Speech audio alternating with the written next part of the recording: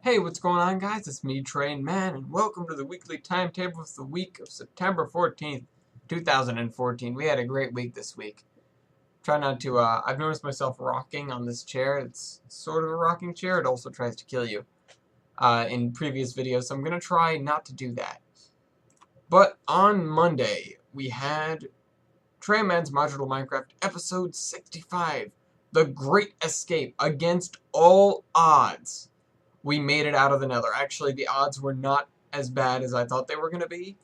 Mostly because, well, the pigmen, I thought the pigmen were going to come after me when I was mining up the mimikite, and they didn't. They just kind of left me alone, which was boring, really. I wanted to have to, grab some mimikite and then run away and kill some of them, and then whatever. My jetpack probably would have run out of fuel, and I would have died, but it at least would have made for a little more entertaining video. Either way, we made it out of the nether, and we made it home by some amazing something or other.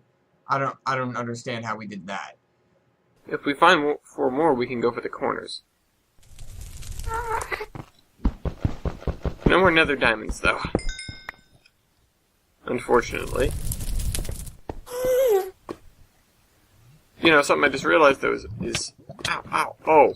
Now I see why they're called thorn vines.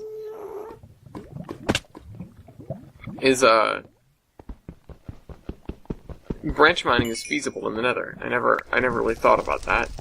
Mostly because there was nothing to branch mine for until I started playing Smod Pack.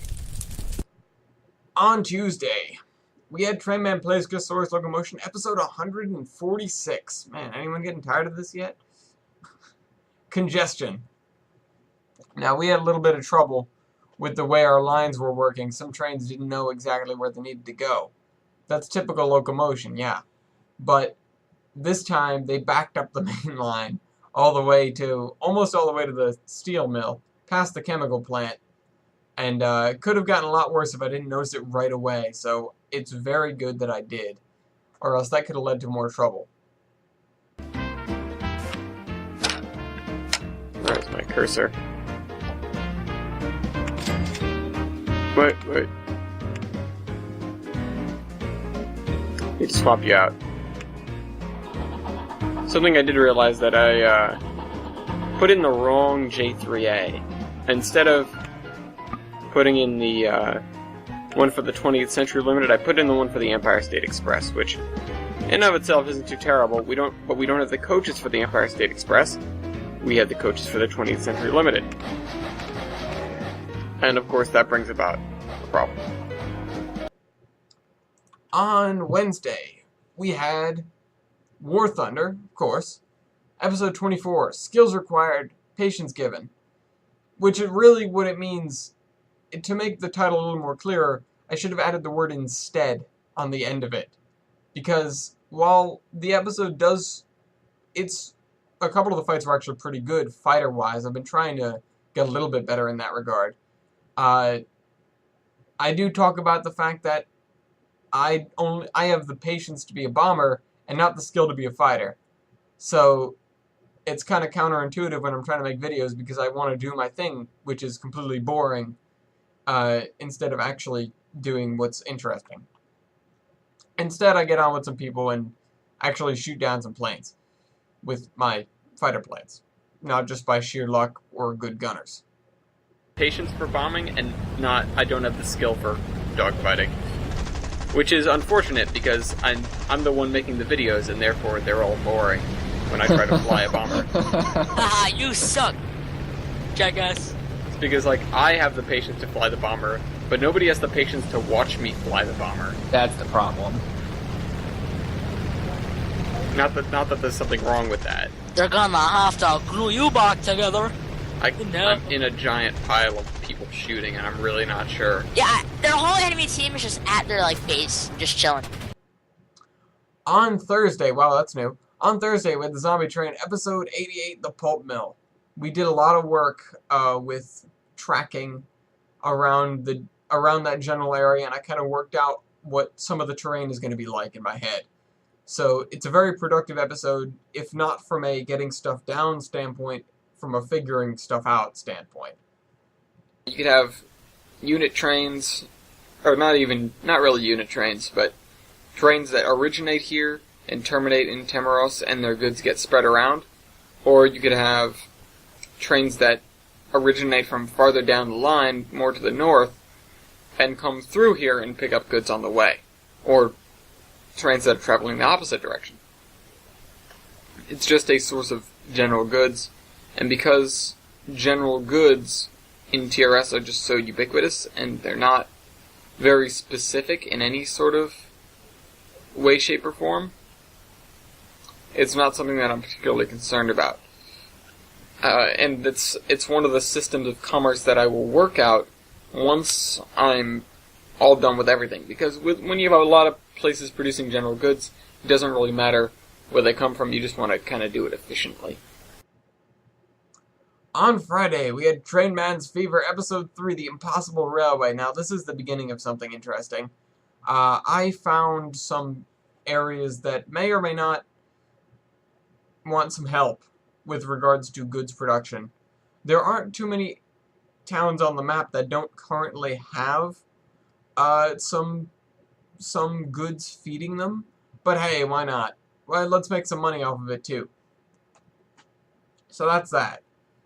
We start a railway trying to hug the side of a mountain and kind of get from this iron ore plant to the steel mill, which is quite a disparity in terms of elevation, and also there's a mountain in the way. So we can't just go, we have to go around. But that's going to be interesting looking when we're done with it, I assure you.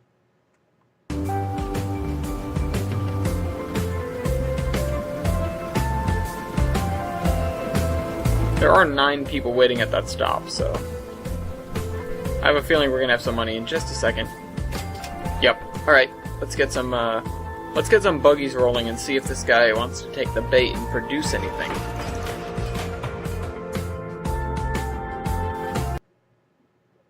And on Saturday, we had Space Engineers Episode 7. Epic win, epic fail. Epic win was using the Duckling, which is my crappy little attack ship, to take down a business transport, which apparently have guns on them now. The epic fail was then accidentally crashing into that ship very hard. Yeah.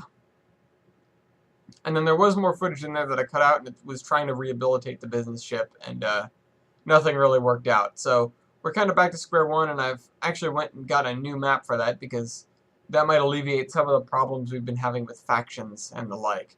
I'm not sure if I'm just doing something wrong or what, but the game does need a little bit of work. It's an alpha, of course, so I can forgive the bugs that it has.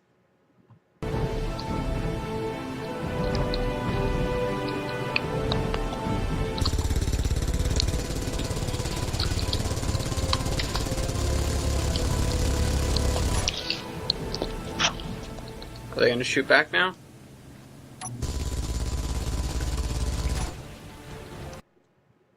Oh, I didn't slim down to the video of the week candidates here. There are currently 5 in the playlist. I forgot to get rid of the old 3. I didn't mean to do that. I just got rid of the son of a gun. Can I Control Z that? No, I can't. Damn it. Well, we don't have a video of the week. You just watch me ruin it. Either way, what I was going to promote was, oh yeah, if I can find it, it'd be really cool. It's these guys, there are unicycles. There are people that ride unicycles around. I ride a bicycle, so at least I have my wits about me in terms of balance in some directions. I am really impressed with the people who ride unicycles around campus, because I could never do that. But unicycling around campus is one thing. Unicycling down a mountain is something completely different. So go and check out this video. It's just friggin' amazing. Like, you don't expect any of this to be okay, I admit there are some crashes in there. Some people aren't perfect. God forbid, people aren't perfect. But it is amazing the terrain these people are conquering with unicycles. It's one wheel. I would be dead. Like, there are some pretty serious cliffs there where if you go off them, there are some areas where it says there were signs that said walk bikes, and you just see the guys unicycle past them. Like, these ain't bikes. Where we're going, we only need one wheel.